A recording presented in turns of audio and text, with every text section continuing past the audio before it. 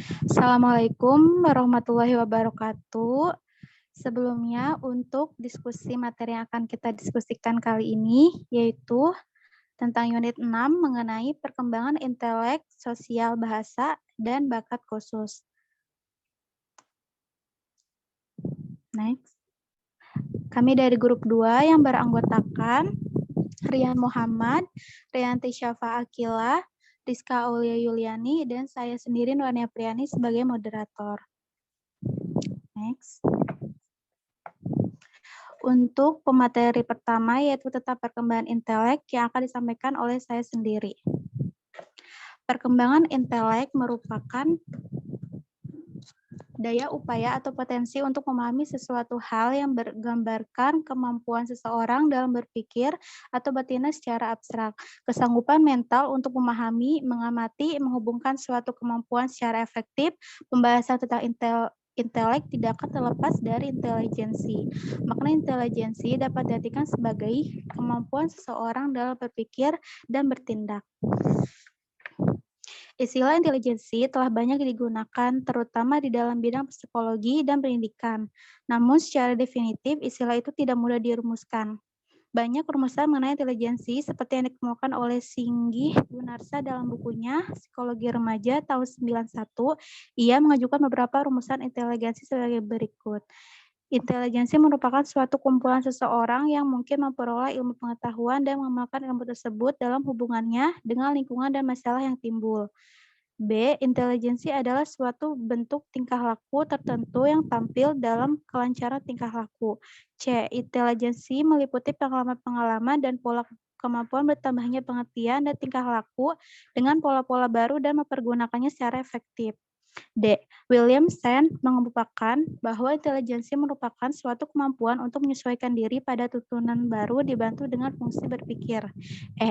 Binet berpendapat bahwa intelijensi merupakan kemampuan yang diperoleh melalui keturunan, kemampuan diwariskan dan dimiliki sejak lahir dan tidak terlalu banyak dipengaruhi oleh lingkungan. Berdasarkan nilai IQ atau kecerdasannya, anak dibagi menjadi 6 kategori kelompok, yaitu yang pertama 70 ke bawah, anak mengalami kelainan mental, yang kedua 71 sampai 85 tahun, anak di bawah normal atau bodoh, yang ketiga 86 sampai 115 anak yang normal, 116 sampai 130 anak di atas normal atau pandai, 131 sampai 145 anak yang superior atau cerdas, 145 ke atas anak jenius atau istimewa. Untuk materi selanjutnya, next, yaitu tentang perkembangan sosial yang akan disampaikan oleh Rizka. Silakan Rizka.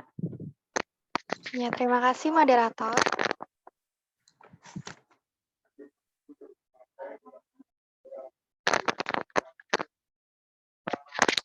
Materi selanjutnya yaitu perkembangan sosial. Kehidupan anak dalam menelusuri perkembangannya itu pada dasarnya merupakan kemampuan mereka berinteraksi dengan lingkungan. Pada proses integrasi dan interaksi ini, faktor intelektual dan emosional mengambil peranan penting. Proses tersebut merupakan proses sosialisasi yang mendudukan anak-anak sebagai insan yang secara aktif melakukan proses sosialisasi. Manusia tumbuh dan berkembang di dalam lingkungan. Lingkungan itu dapat dibedakan atas lingkungan fisik dan lingkungan sosial. Lingkungan sosial memberikan banyak pengaruh terhadap pembentukan aspek kehidupan, terutama kehidupan sosial psikologis. Manusia sebagai makhluk sosial senantiasa berhubungan dengan sesama manusia. Bersosialisasi pada dasarnya merupakan proses penyesuaian diri terhadap lingkungan kehidupan sosial. Bagaimana seharusnya seseorang hidup di dalam kelompoknya, baik dalam kelompok kecil maupun kelompok masyarakat luas. Anak mulai mengenal dan mampu membedakan arti senyum dan perilaku sosial yang lain, seperti marah dan kasih sayang. Akhirnya setiap orang menyadari bahwa manusia itu saling membutuhkan. Dari uraian itu dapat dimengerti bahwa hubungan sosial atau sosialisasi merupakan hubungan antar manusia yang saling membutuhkan.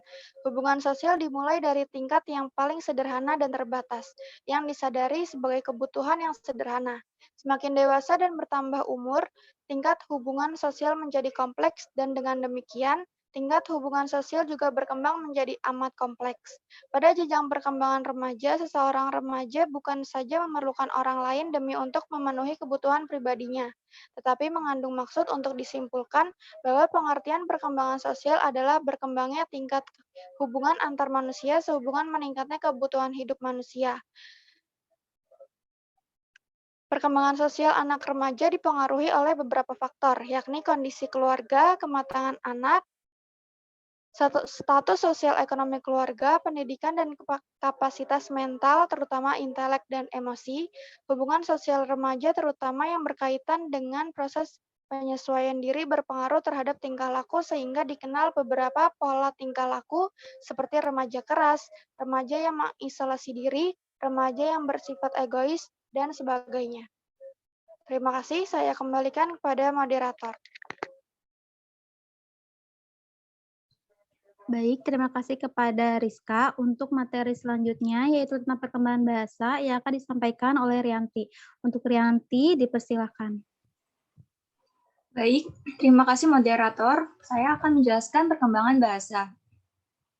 C. Perkembangan bahasa. Sesuai dengan fungsinya, bahasa merupakan alat komunikasi yang digunakan oleh seseorang dalam pergaulannya atau hubungannya dengan orang lain. Bahasa merupakan alat bergaul. Oleh karena itu, penggunaan bahasa menjadi efektif sejak seorang individu memerlukan komunikasi dengan orang lain. Bahasa memegang peranan penting dalam kehidupan masyarakat. Perkembangan bahasa dipengaruhi oleh banyak faktor, antara lain usia, kondisi keluarga, tingkat kecerdasan, status sosial, dan kondisi fisik anak. Sejak seorang bayi berkomunikasi dengan orang lain, sejak itu pula bahasa diperlukan. Sejalan dengan perkembangan hubungan sosial, maka perkembangan bahasa seseorang dimulai dengan meraba suara atau bunyi tanpa arti, dan diikuti dengan bahasa satu suku kata, dua suku kata, menyusun kalimat sederhana, dan seterusnya melakukan sosialisasi dengan menggunakan bahasa yang kompleks sesuai dengan tingkat perilaku sosial.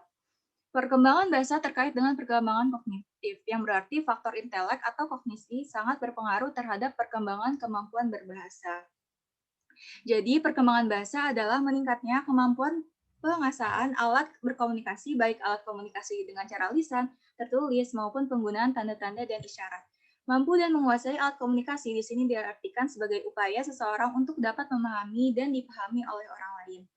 Memasuki masa remaja, perkembangan bahasa semakin lengkap karena dilengkapi dan diperkaya oleh lingkungan masyarakat di mana mereka tinggal.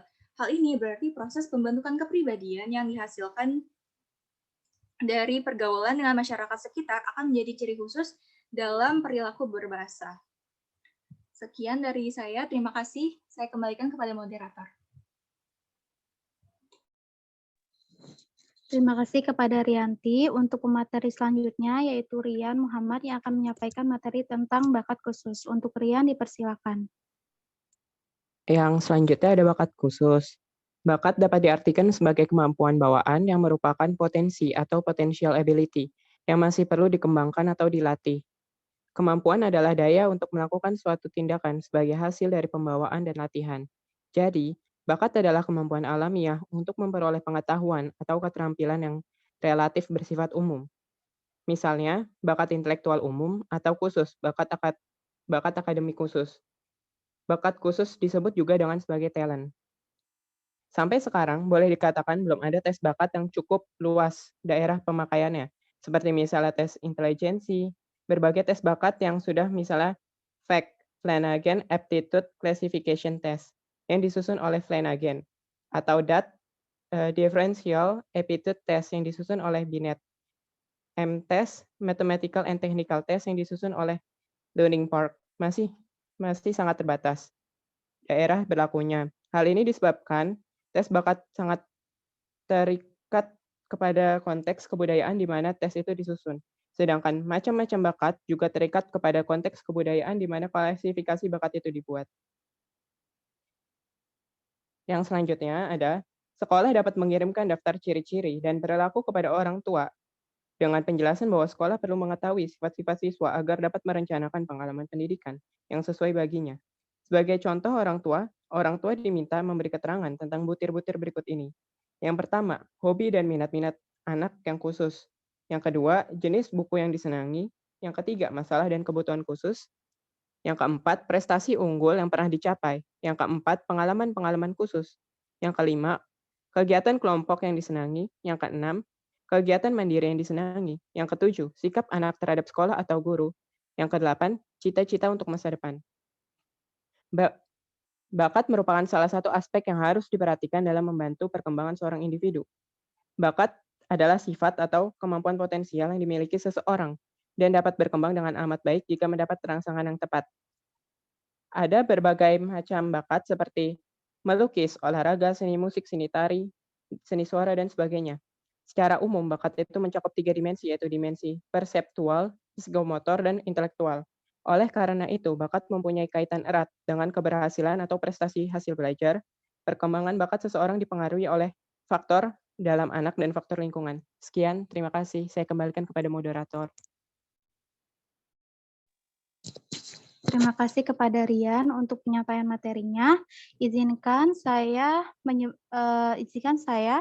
menyimpulkan untuk pemaparan materi kali ini. Kesimpulannya yaitu, intelek adalah kecakapan mental yang menggambarkan kemampuan berpikir. Inteligensi dapat diartikan sebagai kemampuan seseorang dalam berpikir dan bertindak.